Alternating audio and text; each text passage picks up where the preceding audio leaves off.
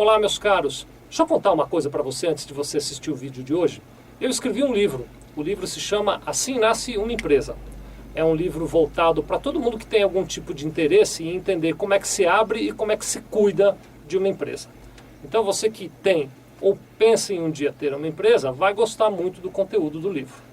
Para conhecer sobre o livro, você pode visitar o site que a gente criou para divulgar o livro, que é www.assimnasceumempresa.com.br, ou a partir de 20 de outubro, que é a data do lançamento do livro, ele vai estar em todas as livrarias, vai estar também no site do Submarino, que é www.submarino.com.br, ou ainda no site da editora, que é www.brasport.com.br. Obrigado pela atenção, aproveita o vídeo. Hoje nós vamos conversar um pouquinho sobre um assunto que talvez você já tenha tido dúvidas. Às vezes as empresas querem distribuir lucros para os seus sócios, muita gente chama esses lucros de dividendos, e ficam em dúvida se podem ou não podem distribuir esses dividendos. Esse poder ou não poder, ele tem vários prismas diferentes, né? Então, algumas pessoas querem saber se podem ou não podem, no sentido de, será que a lei me permite distribuir? Outras pessoas querem saber se podem ou não podem, no sentido de, será que se eu distribuir esse dinheiro para os sócios, depois ele não vai fazer falta no dia a dia da empresa? Eu hoje vou tentar ajudá-los um pouquinho a pensar no assunto. Para essa questão, eu não vou conseguir te dar uma fórmula matemática que você aplique aí na tua empresa e te diga exatamente qual o valor de lucros que você pode distribuir. Mas eu posso ajudar você a pensar nessa questão e na medida em que você pensar sobre ela, eu acho que você vai conseguir encontrar melhor a sua resposta.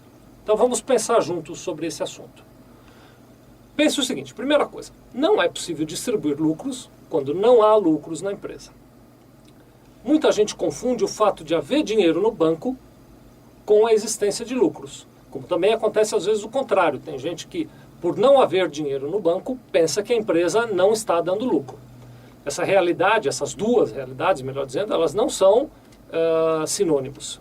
O fato de sobrar dinheiro no banco não quer dizer que a empresa dá lucro, e o fato de faltar dinheiro no banco não quer dizer que ela dá prejuízo, não. Para apurar se a sua empresa dá lucro ou prejuízo, você tem que ter nas mãos um balanço feito por um profissional de contabilidade. O balanço vai usar critérios mais amplos. Eu acho até que a gente tem um outro vídeo que fala sobre regime de caixa e competência. Se você assistir esse vídeo falando sobre regime de caixa e competência, você vai entender melhor esses critérios. E lá na contabilidade é que você vai saber se existem ou não lucros. Então, primeira dica para definir o valor dos lucros. Pega o balanço e vai ver se tem ou não lucro acumulado lá no seu balanço. Tá bom? A segunda dica que eu posso te dar é a seguinte. Do ponto de vista legal, existem leis que dizem que as empresas que têm algum tipo de imposto em atraso não podem distribuir lucros. Então, sob o ponto de vista legal, você tem que tomar esse cuidado. Você só poderia distribuir lucros se a sua empresa está com todos os impostos em dia. Mais uma observação que eu gostaria de fazer com você é o seguinte. É preciso que você conheça o ciclo de operação da sua empresa. O ciclo de operação da sua empresa, de maneira resumida, ele é algo assim. Imagine o seguinte, para simplificar, que você compra e vende copos. Então, do dia em que você comprou o copo, ou, se for o caso, do dia em que você encomendou o copo e pagou ao fabricante aquela encomenda, aguardou a produção do copo, recebeu o copo, tratou de alguma maneira desse copo, vendeu para o seu cliente, esperou que o cliente lhe pagasse através de cartão de crédito ou de outro mecanismo qualquer, e o dinheiro retornou para a sua empresa, houve um ciclo.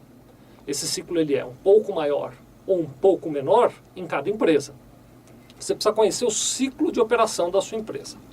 Este ciclo vai determinar o quanto de dinheiro você tem que manter no caixa da sua empresa.